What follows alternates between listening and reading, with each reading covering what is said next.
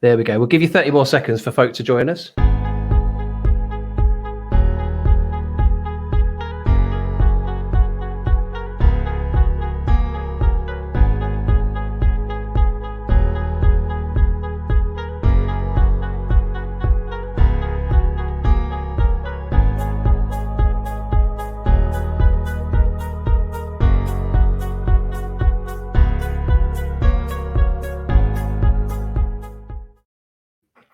Well, good evening. Welcome to my story, the first in what we hope will be a short series of getting to know different members of St. James congregation. And the first person we're going to be speaking with is none other than Church Warden Christine Hensel. Good evening, Christine. Good evening. Thank you so much for doing this.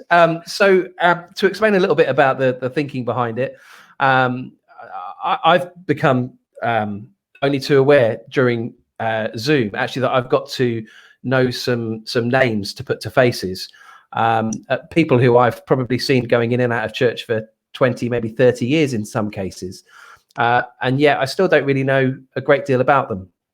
And oh, Christine, you've disappeared on me there. I hope you're still there. Gosh, what a quick start. Are you there, Christine? Oh, phew. Yeah, I am. Sorry, that's all right. I thought I'd lost you. I thought it would be really helpful to get to know one another a bit better as a congregation. I think there's real value in people's stories, real worth, and I think there will be, for sure, there will be bits that you share tonight, Christine, that will resonate with different people for different reasons. And I'm sure there'll be a story of faith weaved in there as well. And also, I'm just nosy, and I just want to find out a bit more, Christine. I think it was yourself that said. It tends to be actually only when we get to a funeral that we find out all this stuff. Was that yourself that said that to me? Yeah, it was. Yes. That actually we get to a funeral and then we find all this stuff out, and it's a bit sad that we didn't know that sooner. So we're going to spend about 45 minutes, which is going to go some. To unpack your story, and then we'll open it up to folk that are in here and on Facebook as well, if there are any questions that arise. If you want to comment in the comment section, you certainly can do. We've got Phil there is saying hello. So as you go along, if you've got any comments you want to add, then do feel free, and we'll get to them. So Christine, let's start at the beginning then.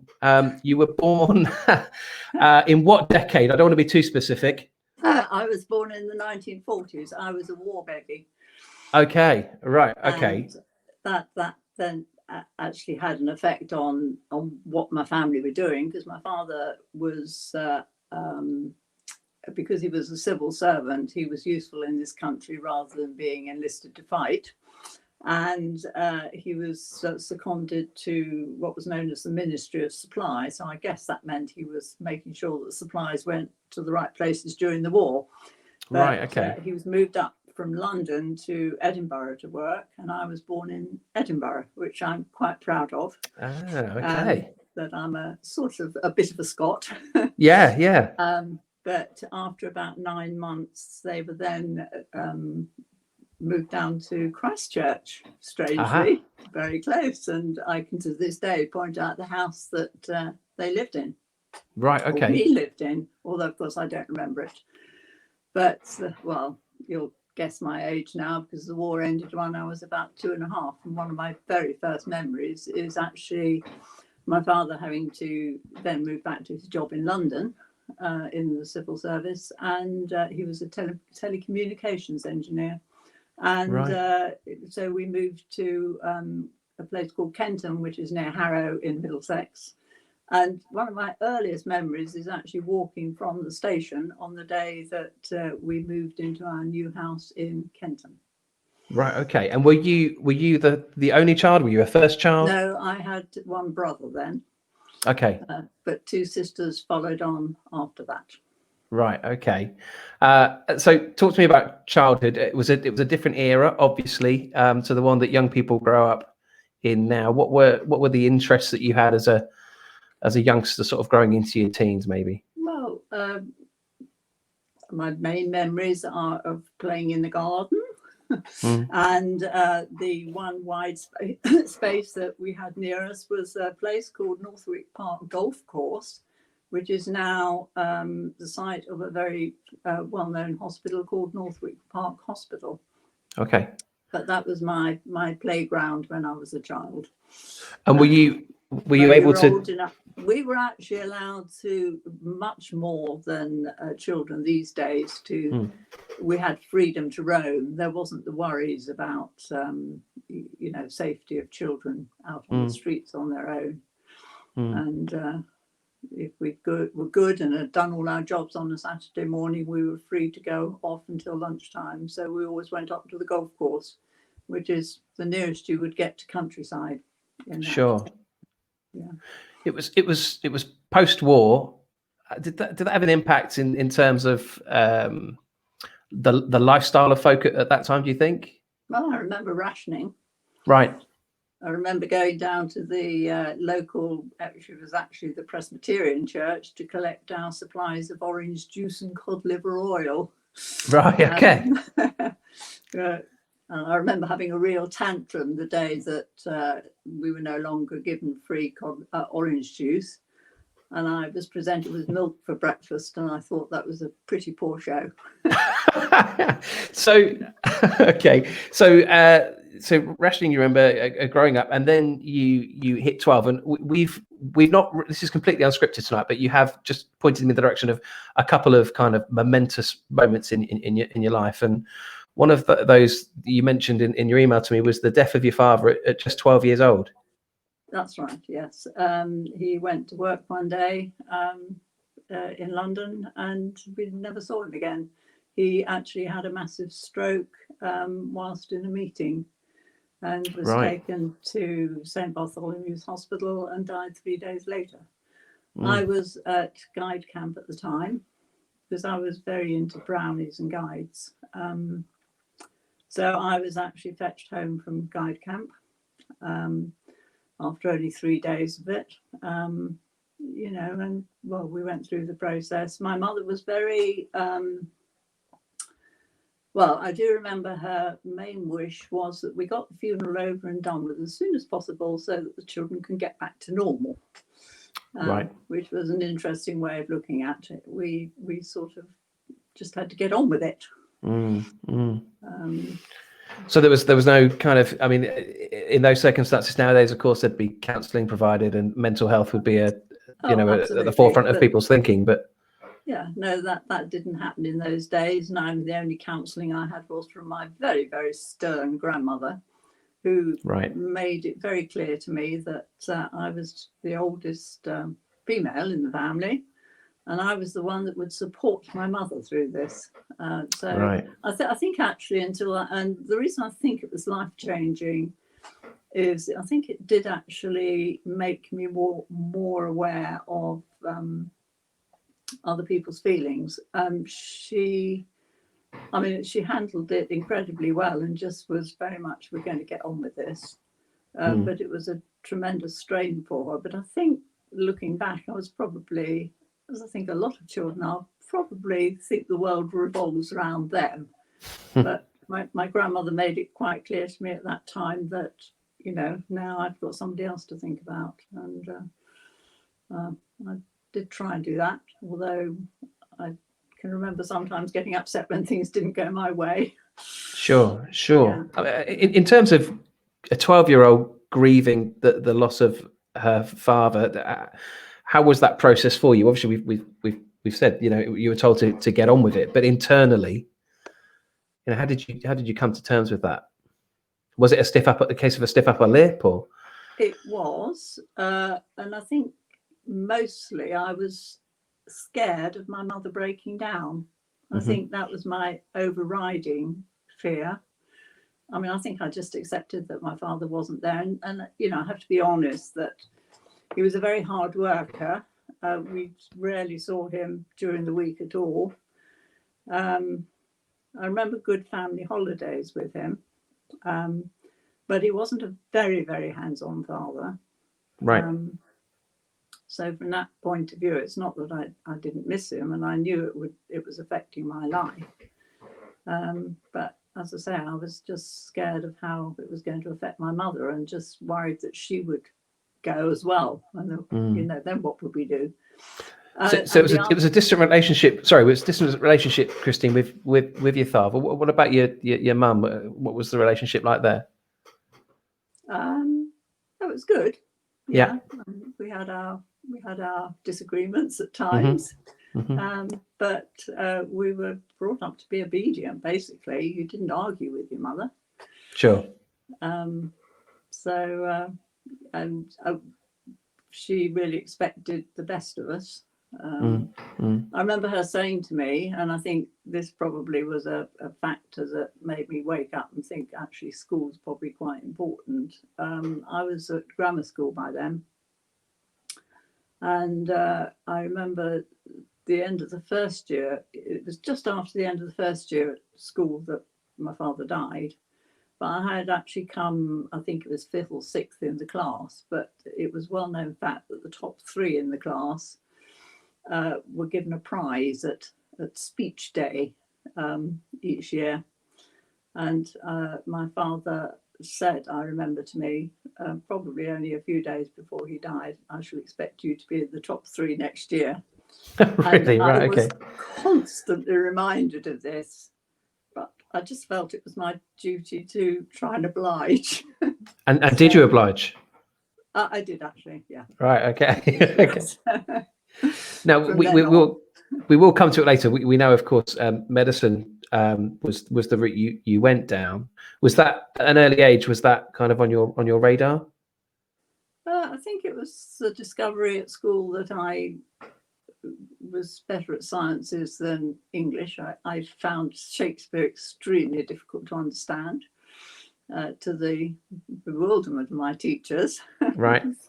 Who thought I just wasn't trying, but so then I did begin to think about what careers, and I actually thought I'd like to be a nurse, but I think the head teacher said to my mother, well, she could aim higher than that. So I began to think along the lines, and to be honest, I was just fascinated by biology and how the human body worked. When people were ill, I wanted to know all the details. It might sound a very morbid interest, but sure, it's just the way my brain worked. So you mentioned earlier on the first reference to church, and obviously we know you as a member of the congregation at St. James and as a church warden. That first experience of church was actually going for handouts for rations. You mentioned that you're local Presbyterian church. Well, that happened to be in the church premises, but I didn't actually go to that church. No, we were Methodists. Okay. And were you a churchgoer because that was, as a family, because that was the done thing still at that time, as opposed to more of a choice that people would make now, kind of proactively to attend a church? I wouldn't say it was the done thing. I think quite a few of my friends didn't. A lot of them went to Sunday school, but that doesn't mean to say that their parents went to church. But there were less things to distract people on a Sunday. But my mother went to church regularly. And very, very much immersed in the church. The Methodist church, which is about 10 minutes walk away. Interestingly, my parents had met at a Methodist Guild holiday, but most of my childhood, I think my father worked so hard during the week that Sunday was Saturday, Sunday. Well, and he also worked those days. Men often worked Saturdays as well. He was often at the office on a Saturday morning. Right. So Sunday was his only free day, and that was the day when he did the garden and washed the car. So we went off to church with mother while he stayed at home and did the chores. Right. Okay. But I enjoyed the Sunday school. And moving into your teens, you mentioned in your email to me that you joined the Crusaders group. Was that was in your teens, presumably? Yeah, that was a little bit of me sticking my neck out and having a bit of a disagreement with my mother, but sticking to what I wanted to do. I had several friends at school and actually from our church who had chosen to go to a local Crusader group and were waxing lyrical about how wonderful it was and how you did this, that and the other. and I just wanted to go with them because they were my friends. And eventually I think my mother thought, well, better that she goes somewhere than doesn't go at all. And what was so wonderful about it when you got there? I think through Crusaders, I learned that to be a Christian is a choice one makes. I had assumed up to that time that it was something that most people did. And, you know, it was just part of life. But Crusaders, it was presented to us is that you have to make the commitment. You have to be the one that decides whether you're going to love Jesus and all he can offer you, and all the help that he can give you. And also, and a lot of people in those days used to talk about, is it important to have a day when you were when you knew you became a Christian? I could never say I did that, but I could say there's a period of about a year in my life where it was all gradually dawning on me. And they also taught me to not just say prayers when I go to church and parrot fashion when I go to bed, which my mother had taught me, but to actually really kneel down and listen to God, and to use scripture to help me do that. And I used to enjoy going to the Crusader camps that they had every year, you know, where you were residential for a week. Sure. You know, learned a lot in that time. So it wasn't a great leap then in terms of, or a massive acceleration in terms of your faith, from the sounds of it. There was a period every couple of years. I often, because I'm similar, and I sometimes hear about folk who've had this kind of moment of conversion, and for them it's life changing and it's really impactful. Yeah. And there's a part of me that's a bit green eyed about that. I don't know how you feel about that. It sounds a lot more just sort of kind of a centered. No, I think the main thing is that you've got there, and that you know, because I mean the other thing that I did learn at that time was that, you know, if you had day-to-day decisions, that you could offer them to God and he would help you to make those decisions, and you know, be it something small or the pathway of life. You know, that God is there in it with you, and he will somehow guide you into the right decisions partly through small voices, verses from the Bible, but also by the way things pan out. You know, I can see God's hand in it. And I was really thankful that I did. I was led down that path, and that indeed I went to Crusaders. Yeah. Okay. So what age were you at Crusaders? 12? I went when I was about. No, I was talking to my sister about this the other evening. I reckon I went when I was about 13 or 14. Okay. Yeah, and my sisters followed too. They wanted to come as well. Right. Okay. Was that okay? They didn't cramp your style too much? No, it was great. No, good. Yeah. I was delighted. Yeah. Okay. So we're there at 13, 14. Let's move on to, was it GCEs then? O levels. O levels. Yes. So how did you fare academically? You must have done okay. Yeah, I did okay. Yeah. I'll say no more. Oh, the ones that do really well, they play it like that. Okay, yeah, I know. And what was the next step for you then in terms of sort of next chapter in life beyond school? Well, the beyond that was going to medical school.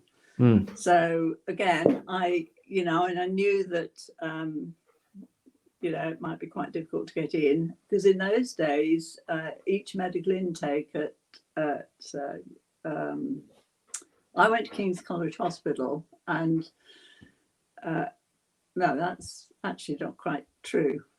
I got a place at St George's Hospital, right? Medical school, and the first year and a half, for St George's, Westminster Hospital and King's College Hospital is spent at King's College London in the Strand to do your pre-clinical, so nowhere near a patient. Medical courses these days have completely changed. You're hands-on with patients right from the beginning. Right, okay. So that I was at King's College in the Strand with a third of people who were going to George's, like I was at the time, a third of the people who were going to Westminster, and a third were going to King's. But actually I met somebody who was going to King's. You can probably guess who that was. And that would be John. That would be John, yeah. Okay. So by the end of the first year, we were what you might call courting. And I went and spent a holiday in Dorset with him, and came back to my second year, of which there was just 6 months before what was called our second MBA exam, which is the pre-clinical exam before you're allowed to be let loose in hospitals and in patients. So with patients, so we only had 6 months left together, right? Because he was going to be off to King's and I was going to be off to George's. But it just so happened that there was another girl in our year who was courting a boy who was going to King's, but she was she was going to King's, but was courting a chap who was going to George's. So we contrived to do a swap. Okay. Very good. Very good. Tell me, if you don't mind indulging me, Christine, tell me a little bit about how you and John met, and was it, I don't know, yeah, the romantic in me wants to hear a little bit more about that. Yeah, well, actually, it was mainly sort of through the Christian Union, because I was also extremely fortunate that one of my closest girlfriends lived just up the Metropolitan line from where I was living. So we used to travel in together. She was due to go to King's as well, and was a Christian. And we joined the Christian Union. And she said to me one day, oh, there's one other medic, a chap, from our year who's in the Christian Union. And she pointed him out to me in the lecture theatre one day. And anyway, I got to know John that way. Okay. And found we had quite a lot in common. So you had not just the pull of John, but also the pull of Dorset. Well, with him being down here or not? No, not particularly. I mean, I came to love Dorset because I love John. Right. Oh, really? Okay. So the area wasn't, all that big of a deal to you. Wasn't known to me at all. Right. Okay. No. Okay. No. So how long were you dating yourself and John before you married? We were dating for, let me think. We were engaged after 2 years and married after 3 years. Okay. And you said in your email to me that it was a bit controversial because you were still students. Yeah. Well, I remember one consultant in a ward round commenting that it was ridiculous for students to think about getting married. Right. Okay. And I was bold enough to challenge him on why. And he said, well, how can you possibly study when you're married? And I didn't see the logic of that at all. In fact, I think I settled down to work far better when John and I, sitting at either end of the table rather than he was in a flat at the other end of Denmark Hill. Sure. Yeah. Okay. So you got married, and then what was next? You've studied, you've qualified. We finished our studies and then had to think about what next. I became interested in, I was married and I became interested in having a family, to be honest. Okay. But I also had to think about my career, and somebody in the eye department at King's said to me, that ophthalmology is a really good speciality for married women because it lends itself to being part-time if you're having kids and things. Mm-hmm. And I found it quite interesting. So I did specialise in ophthalmology. I did a postgraduate diploma in ophthalmology. You're going to have to forgive me, Christine, and explain what ophthalmology is. Oh, well, ophthalmology is the being an eye doctor. Okay, right, got you. Yeah. As my eldest son at the time, who was only 2 when I used to go off to clinics, said, I used to explain it to him by saying, I'm going to mend eyes. Right. Okay. So you did that for how many years before child number 1 came along? I was studying for my diploma in ophthalmology whilst pregnant. Right. Okay. I did a 6-month course at the College of Ophthalmologists and Moorfields Eye Hospital. And where was Moorfields, sorry? Moorfields Eye Hospital. In London?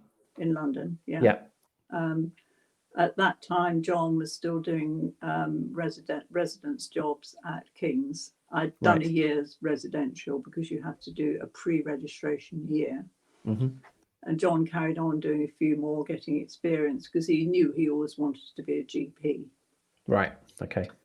So I was able to go and study at Moorfields, but I was pregnant at the same time and had to take the exam when he was about 3 months, when Nick, our eldest, was 3 months old. Right. Okay. Okay. Yeah, so along comes Nick, closely, relatively, followed by more as well. There's a lovely picture. So we can see Nick and Joe. Yeah. And followed by Scylla. Yeah. Who I know. Yes. And that family photo was before the youngest Ben was born. Right. Okay. And where is that photo taken? Because that looks a bit like your place now. It's taken outside our kitchen window. Yes. Right. So what led you down here then? I guess that's the missing. John was applying for GP jobs by then, having got experience we'd actually had a year in Yorkshire when he was doing obstetrics and gynecology, and it was that point where Joe gave him some practical experience in his department because Joe was born there. Oh, okay. Yeah. Right. And then when she was about 6 weeks old, we came down to Devizes, and I wasn't working at all at this time. Mm-hmm. Came down to Devizes, and he did an attachment to what was basically a cottage hospital in Devizes, which was run by GPs. So that was broadening his GP experience. Of course, these days, anybody who goes to the surgery knows that they have trainee GPs. But in those days, there was no training scheme. Doctors who wanted to be GPs did just whatever work experience they thought would help them to be a GP, and then just went for it. Right. Okay. Yeah. Okay. And so while we were in Devizes, we started looking around for a practice that would have John. And along came Fordingbridge. Fordingbridge, yes, very fortunately, yeah. Right. Okay. And you moved into the old vicarage. Is that right? Well, yes. We actually spent 3 months living in some people.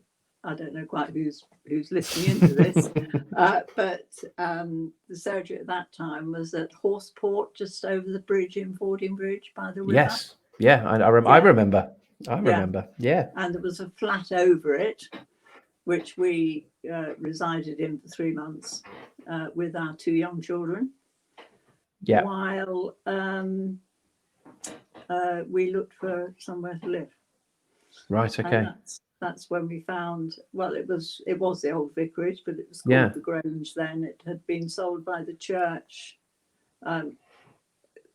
This house was sold by the church, I think, in 1960, late 69 or early 70, when the Reverend Haddon moved to the new vicarage. So that's how old the present vicarage is. And the house was bought by somebody who did it up for a year and then sold it on. Did a rubbish job, actually. Oh dear. Okay. So what year are we at now, Christine? Roughly. 1971 when we moved into this house. So it'll be 50 years next year. Wow. Congratulations. Okay. So And did your connection with St James start right away? Were you straight into the congregation there, or because we were Methodists? You were Methodists, yeah. Yes, and well, initially we went to Fordingbridge Methodist Church, but there were very few children there, and the chapel at Sandal Heath had a much younger congregation for some reason, and the then Methodist minister said to us, you might feel more at home at Sandal Heath, and it was no further to go, Sandal Heath or Fordingbridge.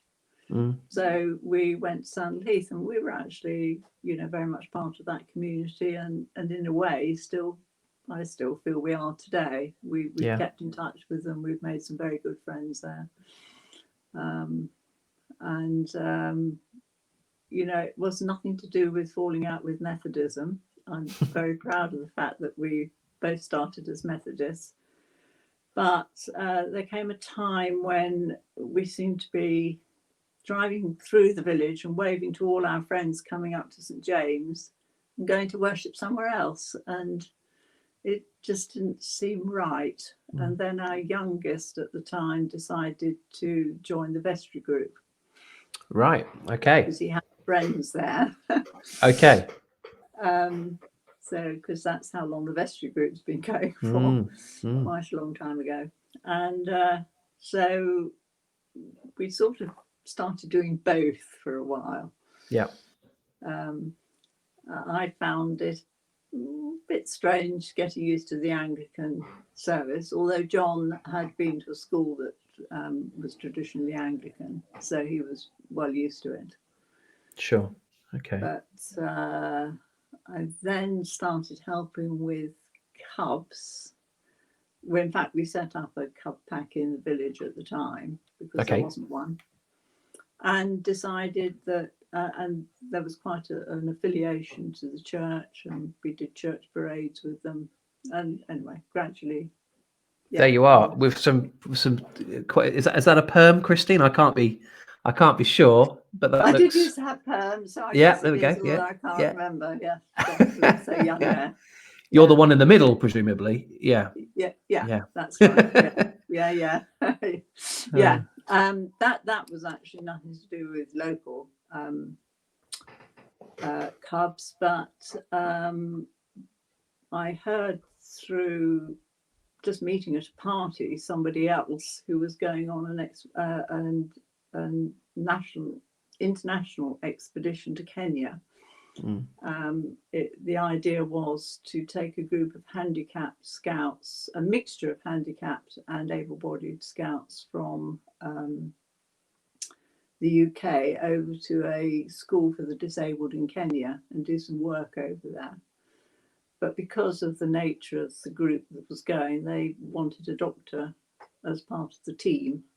Right. In case of problems. And I met somebody else who was on this group, who remains a very good friend today. And she said, would I be interested? And I was.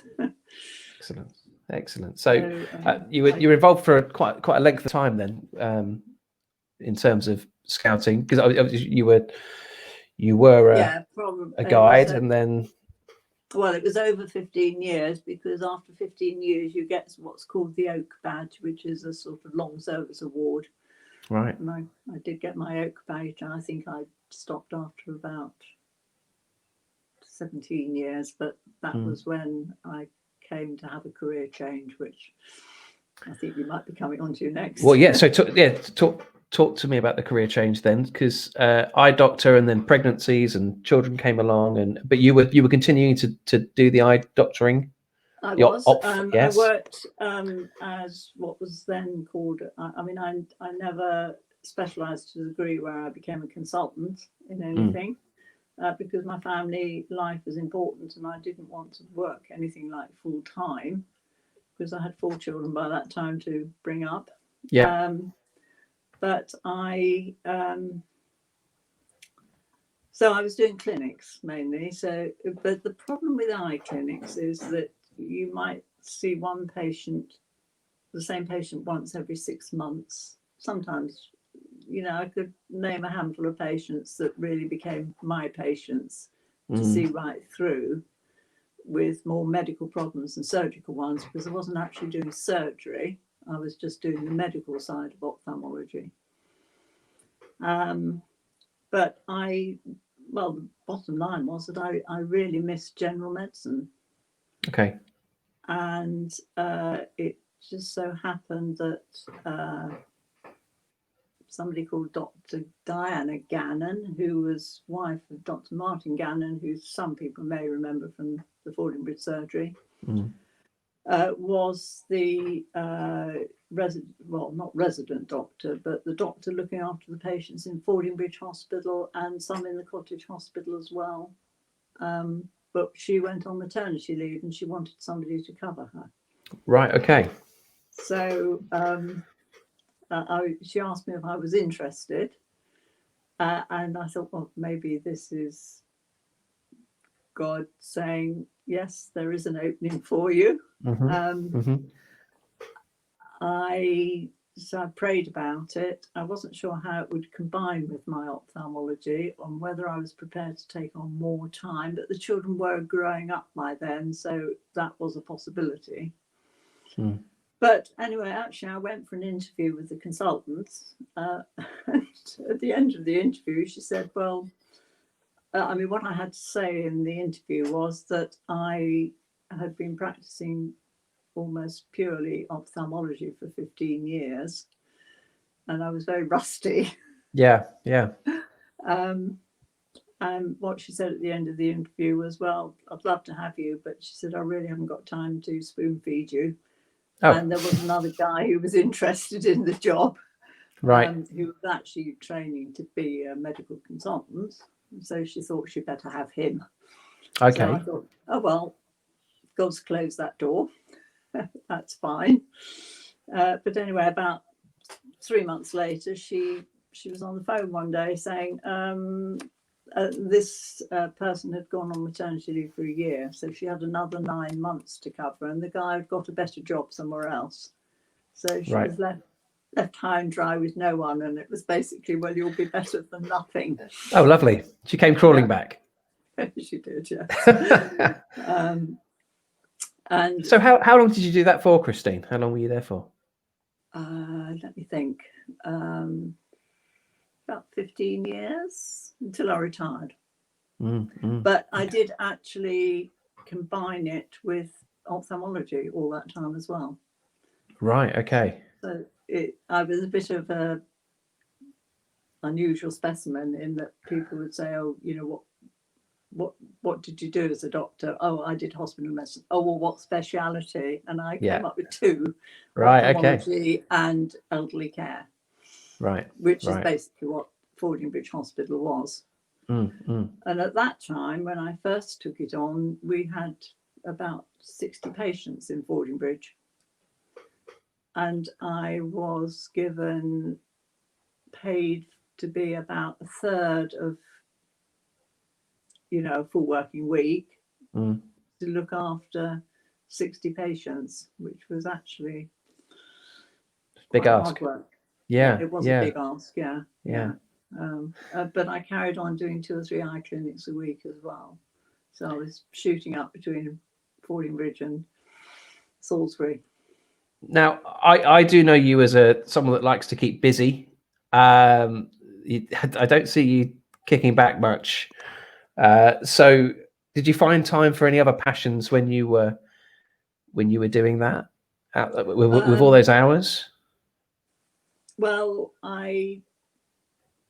church-wise, I'd always tried to be involved, and I did fairly early on, before the medical job came up. I'd actually trained to be a local preacher in the Methodist Church, so I used to go and take services, not every Sunday, but quite often. And I taught in Sunday school, and I helped with the cups as well. So yeah, life was quite busy. Yeah. with Yeah, it four was. children as well, and running them back and forth to music lessons mainly, and that sort of thing. So you mentioned the 4 children there, and children were soon followed by, well, not say soon, were followed by grandchildren. Yes, indeed. Yes. And Yes. I've got a picture of yourself there. Yeah. Now, who's this? Who's this grandchild here? That is Sam.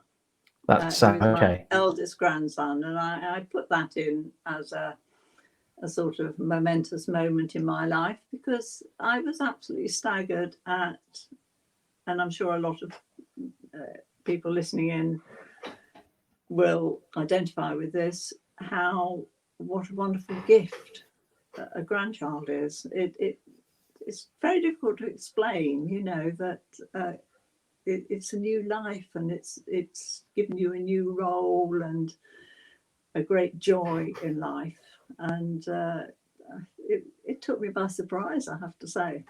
Right. And how many grandchildren now, Christine? 8. 8. Okay. Yeah. Right. Yeah. We talked about passions there briefly. One I am aware of is narrowboating. Yep. So how did that? Because you own a narrowboat, am I right? Or you did? We did, yes. Yeah. Well, it came about initially because you know how, well, I don't think it happens now, but you used to get invitations to go to timeshare presentations. And Oh, right. Yeah. went to one because there was the offer of a free holiday if you did, which we never actually took for some reason. Never expecting to be taken in by it and buying it, but we actually bought a timeshare, which was a week on a narrowboat every year. Right. And we absolutely loved it.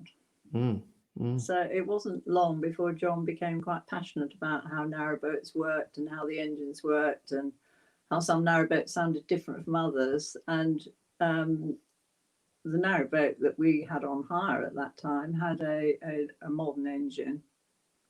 But the traditional narrowboats are diesel engines, which are much more interesting. I'll only say that to him anyway. Okay. And they make a very different sound.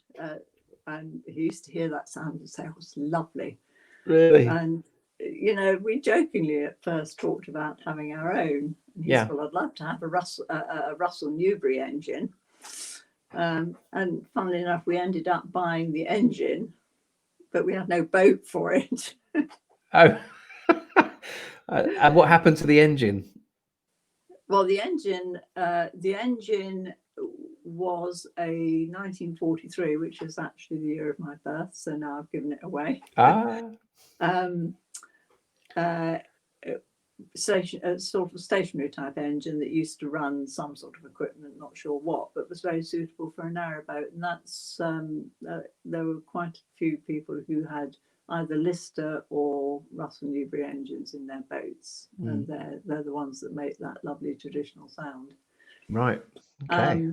And by that time, John had decided, we would find a boat to put it in, and we looked at lots of second-hand boats, but we couldn't find one that was going to be suitable. So in the end, we actually had our boat built. Right. Okay. And what was the name of the boat? Serendipity. Okay. But any particular thinking behind that? Yes, absolutely. We were trying to think what to call it, and I think it was Scylla said, "Oh, can you think of anywhere you've been on holiday that you like? Do you name it after that?" And we actually have some very good friends in Sri Lanka, which used to be called Serendip. And, right. Which actually, and for those, I'm sure everybody knows what serendipity means, but it means the unexpected or chance finding of happiness. And we thought that was very appropriate for the boat anyway, because we went to a timeshare meeting and ended up with a narrowboat. Yeah. So you're painting in this picture, Christine?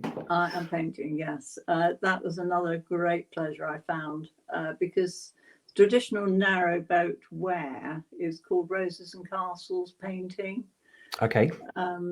And there were several people I met along the canal who actually did it. And somebody said, well, you know, have a go.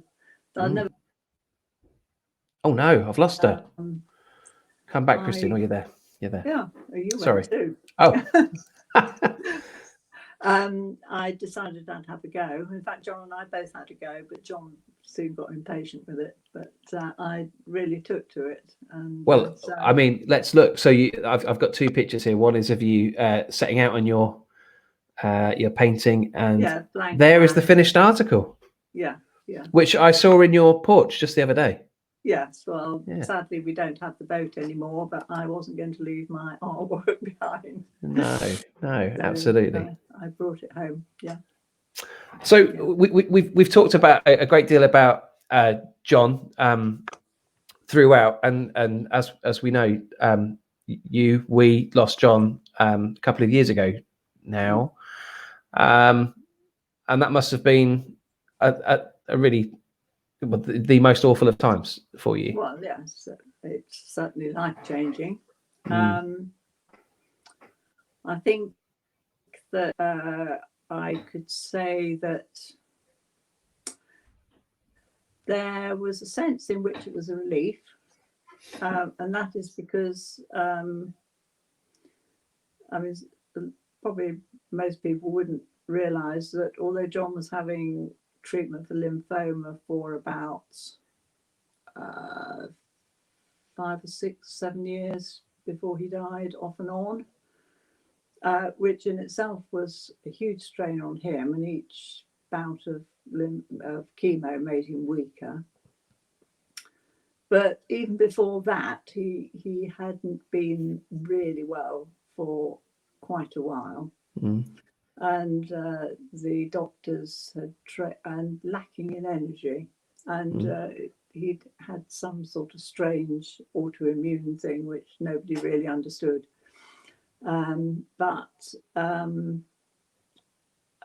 So although obviously I didn't, when he was first ill, I couldn't envisage life without him.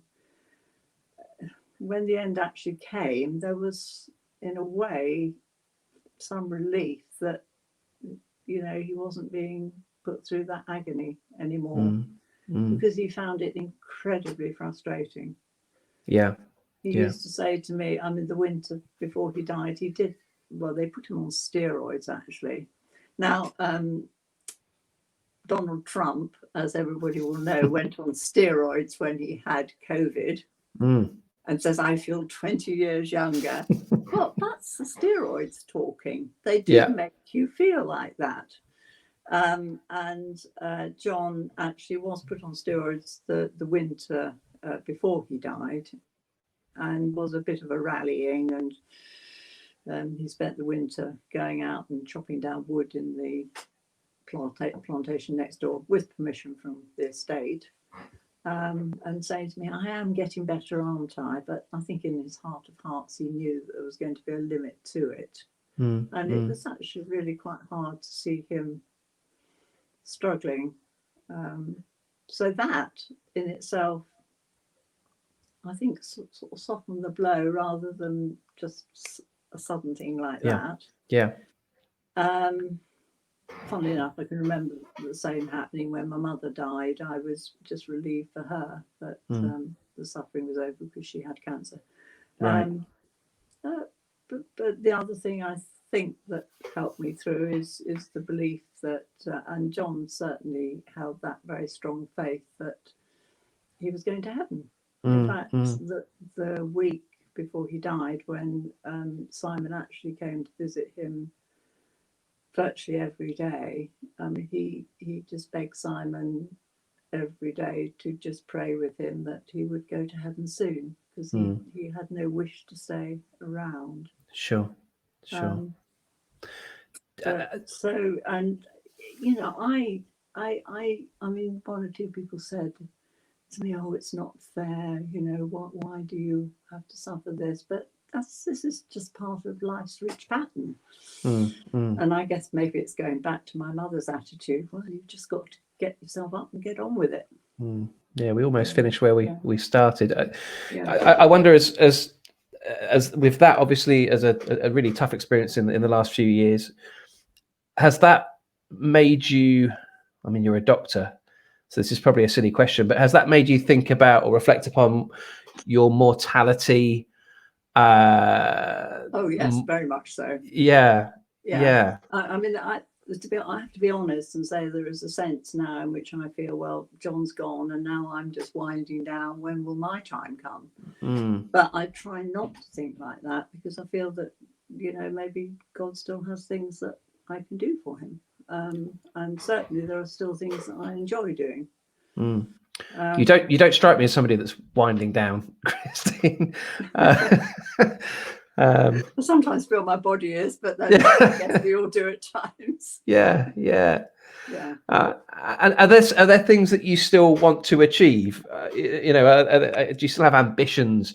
The phrase is a bucket list, isn't it? But have you got, you know, I wonder if losing John has, you know, like we both said, it has forced you to kind of reflect on your mortality a bit more. Are there things that you would like to achieve that you still haven't? I know you're out, you're doing gardening, and you're ever so busy, but you love your garden. One of my aims, and I've shown you around some of the things that we've been doing, is that John was a terrible hoarder, and I just feel I've been given this time to sort everything out so that the kids don't have to worry about it, because I mean, John's workshop, anybody who knows it will know what I was faced with. Well, I'm part way there.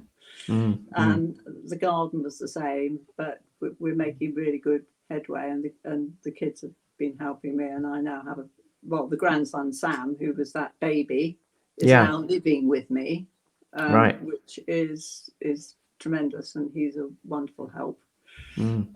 So yes, I want to get everything in order. But actually, one of the things that John said to me, the day I went to see him in hospital, after I'd taken a phone call from him in the morning, when he'd actually said to me, I'm coming home and they're arranging palliative care, which I knew meant this is, they're not going to be able to help him anymore. Sure. But one of the things he said to me was, he said, you'll be able to get a toy boy and go travelling. Well, I know you've done a bit of travelling. You know, because he knows that I, unlike him, like travelling. And he did come away with me a few times. We celebrated our golden wedding in Prague, which he wouldn't admit it, but he did enjoy. Yeah. He found it interesting.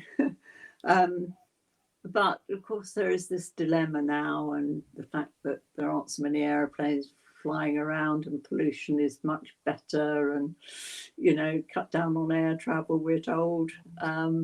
But there's one thing that I will, if I go anywhere now, it will be to somewhere see my sister in Canada, who I think you've got a picture of, which you haven't shown. Yes, I have. Yeah. Let me bring her up. There she is. Yeah, that is my youngest sister, who I've done quite a bit of travelling with, and she has her marriage broke up quite early, so she enjoys travelling and planning travelling, and John was always happy to let me go off with her. So that photo that you just saw was taken in Australia on the Great Ocean Road, where I met her one year. Right. But we've been to North America twice. I've been there with her. I've been to Canada numerous times and hope to do so again. So, terrific. Somewhere else as well. We went to South Africa in February, which was a real treat, just before COVID. Okay. And probably one of the best holidays we've had together. Great. Yeah. Well, I'm glad to hear this chapter of your life. This next chapter is more than just sorting the garage. Yes. So, yeah. All right. Well, look, thank you so much. I just want to touch on. Obviously, we've talked about your faith. We've kind of touched on that at various points. And you said yourself, but just to kind of reiterate, really, your faith wasn't knocked by that most difficult of times when you lost John and that period of illness for you. That was not at all. In fact, to be honest, I would say that I really felt that the peace I felt was a gift from God. It was completely different from what I expected. Sure. And not least because of all the loving support that I had from, well, the church community and other friends. And it's just beyond words, really. That, as I say, it's part of life's rich pattern.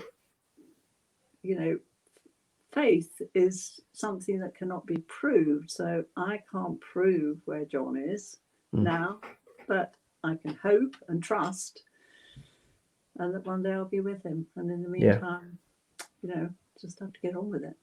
Yeah. And do a bit of traveling. Yeah. Maybe. Yeah. Christine, thank you so much. And it's, and maybe here's not the forum, but thank you for all that you do for us as a church. It's fantastic. Well, that's a pleasure. And can I just say that actually continuing to be church warden through that time was a great help to me, because it meant that I felt I had a use. Sure. Okay, well, you were very useful and are very useful. I'm going to open up if anybody has any questions or comments they'd like to share. If you're on StreamYard, I can see you if you've allowed me to see you. Nobody else can, but I would love to bring anybody in. If anybody's got a question they'd like to share, raise your hand and I'll bring you in. Or if you're on Facebook or in the group chat, you could put a question to Christine if you've got any questions. I will just double check. I don't know that I can see anybody raising their hand, Christine. They're all being very sensible. Let me just check. I'll just check on Facebook. Oh dear, there's some very unhappy people that couldn't get in, Christine. We were sold out. So we'll send them a link in due course. Oh, here we go. Here's a comment. Oh, look at that, Christine. So that's a nice words from Phil and Holly. Very nice words, yes. So yeah, lovely stuff. Anything from anybody else? If not, we will call time. I'm looking for hands. No. Okay. Well, Christine, thank you so much. We'll put this live for folk to see. And if you're watching this on Thursday, apologies you couldn't get into the live stream. We had a sellout. So you drew a big crowd, Christine. Okay, well, so yeah. Thank you for everybody for listening to my story. Yeah. The eulogy at my funeral won't need to be too long now, because everybody will know it. Oh dear, brilliant. And my particular favourite comment was from Sarah, who says you look the same age you did when Sarah was a child. Oh, bless her. So I think Sarah's a vaguely similar age to me. So there you go, Christine. Yeah. Can't be bad. Can't be bad. All right. Oh, look at this. It's all coming in. There you go. Lovely stuff. Thank you to everybody who's tuned in tonight. Thank you for tuning in, and we'll try another one of these hopefully in due course. But from me and from Christine, good night and God bless. Well, thanks, Mike, for pleasure. being kind to me. Absolute pleasure.